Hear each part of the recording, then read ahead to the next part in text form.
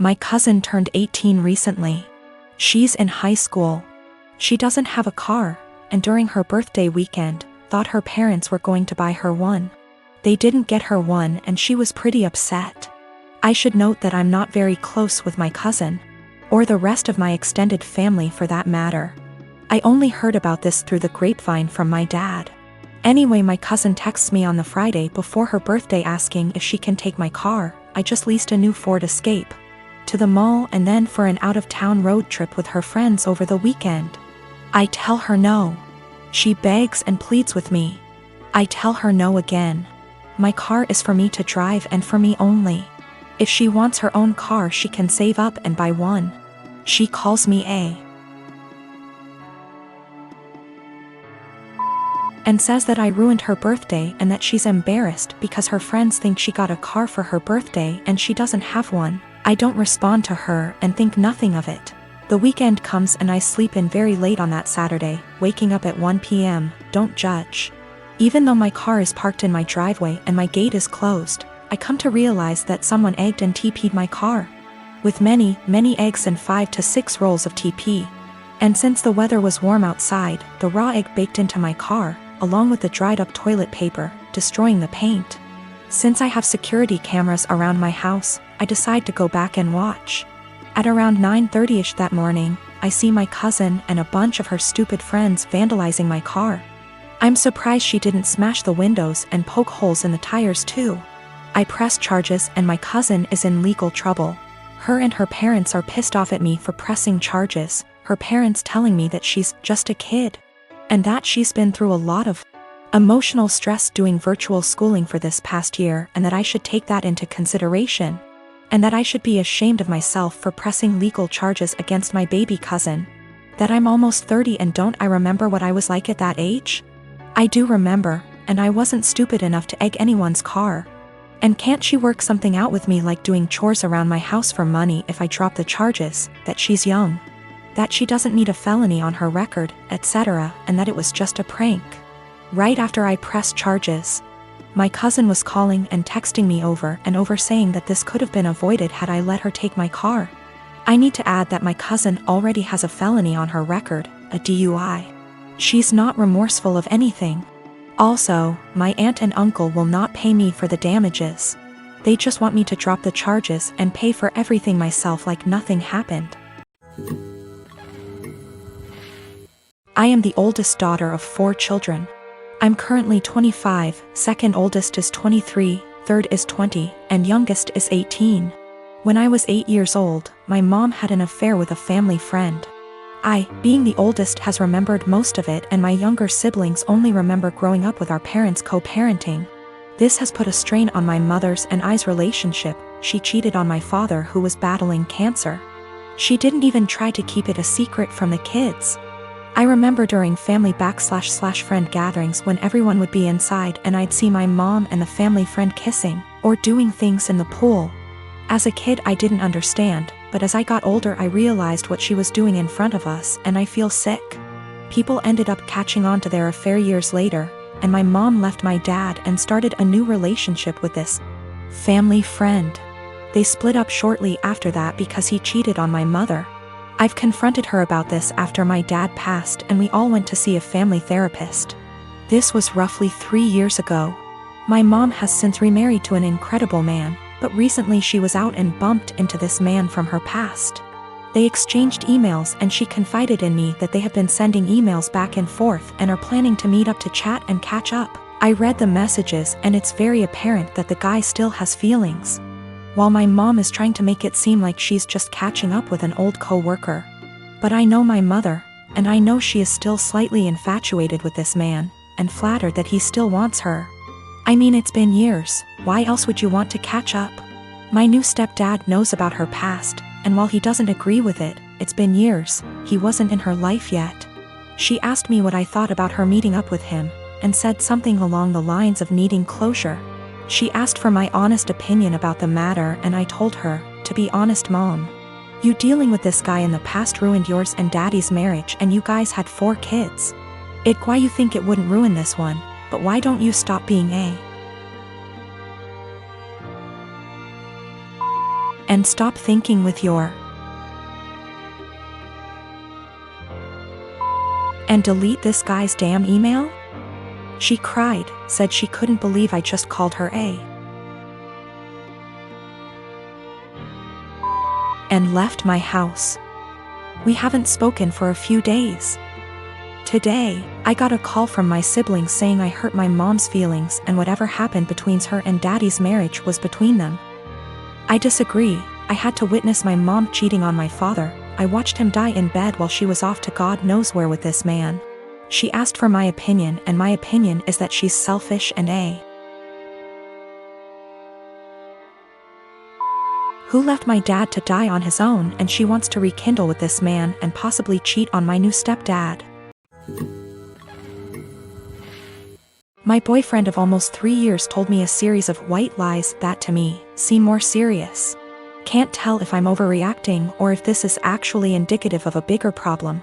My boyfriend and I have been dating for almost 3 years, living together for 2.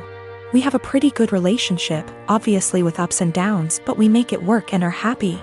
A little background on me and my boyfriend. I come from a single-parent home. My father was absent. My mother was and is by no means perfect, but she did her best with what she had. We were poor. Life was never easy for us, but we had each other. Since I was pretty young, I've wanted to pay her back someday. I've worked incredibly hard to be able to do so. I help her financially as much as I can and regularly pay her bills back / send her cash. I'm also her only living child now, as my brother passed away 5 years ago, which basically left me to help her. I don't care, I love my mother, and the right thing to do is to help her when she needs it. But is stressful. This is relevant because my boyfriend described coming from a somewhat similar past, and it is something we have bonded over. Having the mutual experiences seemed to bring us closer. He told me he also helped his parents financially, and we would often vent to each other about the stress it brings. I am not one to confide in many people, so having someone who I felt like actually understood me was meaningful to me. So here is where the lies come in, and I need someone to either tell me I'm not crazy and this is horror, or that I am crazy and this isn't a huge deal. I'm fine with either.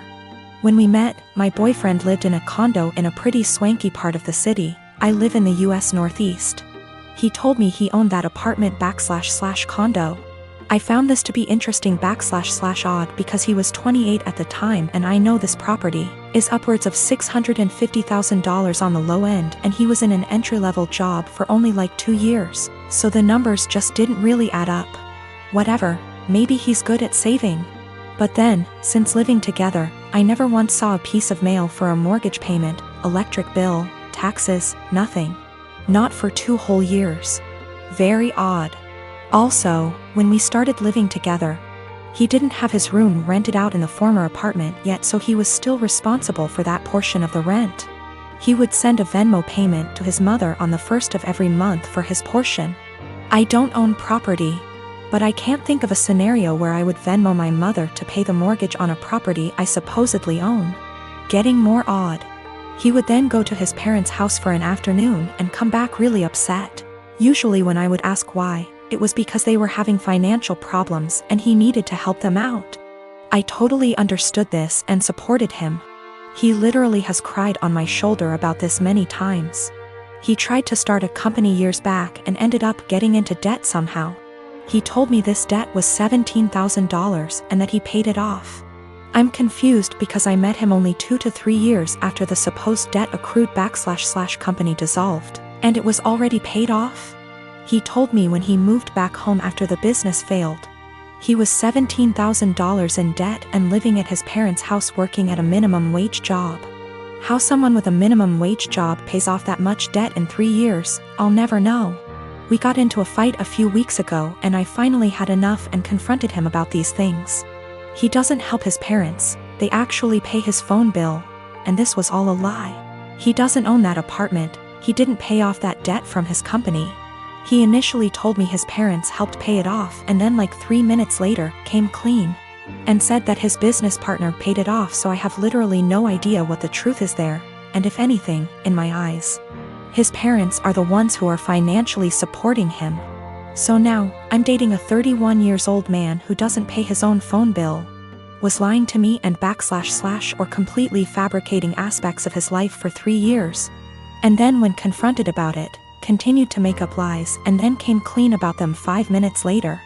I'm obviously concerned that he could lie for this long, about fundamentally important things like our values, and so on. I sincerely thought I would marry this man. He seemed to understand me like no one else and to be a truly caring and genuine person. Now I'm having a hard time rationalizing actually planning a life around someone who would not only lie about their background and family etc. but also financial aspects. Aside from that, I now can't tell what is the truth and what is a lie. I've also noticed other things he has lied about, called him out on it, and he has denied it outright to my face. I see this as a form of gaslighting, as I know I'm not wrong, but he is trying to convince me otherwise. Am I overreacting? Is this a white lie that went haywire? Or is this actually a series of complete and utter bullshit used to manipulate me? And also, is it insane for me to actually consider a life with this man? My son's dad is going through some financial issues at the moment and struggling to make ends meet, and I try to be understanding. I try my best to give my son nice things. Now his nice clothes are reserved for going out. If he wants to play, that's fine, but he can go and play clothes. I do not want him playing in those clothes, and I send him over there with a bag of causal clothes. We go to mass every Sunday and I have him dressed nicely. Now during mass I gave him to my ex because at that point it is now his week to stay with Alex.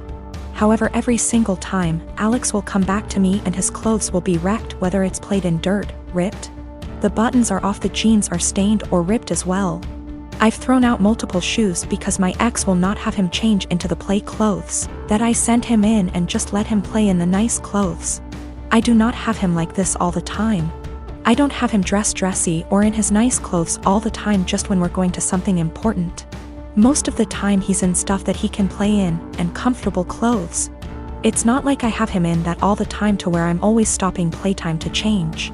At this point I'm so over the nice clothes being ruined because he refuses to dress him and play clothes for whatever reason. So before mass ends I will have my son take off the nice clothes and dress in casual clothes. I've been doing this for about 2 months now, and it has helped my bank account a lot to not have to spend a fortune whenever they get wrecked. I'll also point out that I tell him this multiple times, every single time he brings him back with nice clothes being ruined. I will send him a message reminding him to please put him in play clothes before he plays in the mud or the park etc. However, lately my ex has been very upset that I'm not sending him in nice clothes.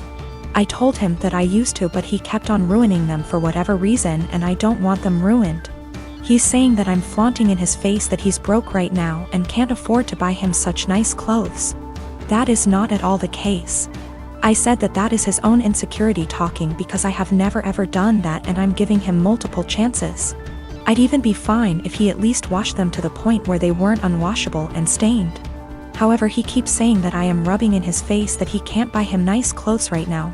He needs those clothes whenever they go out to somewhere nice, and I'm being an asshole to him because he lets his kid play, and I don't want him to enjoy his time with his son and they're just clothes. I said if it has such a little significance to him then he doesn't need them that bad, and there is no argument here. He's pissed at me. I told her to a couple of my friends and family and they agree that I'm the insensitive to his situation.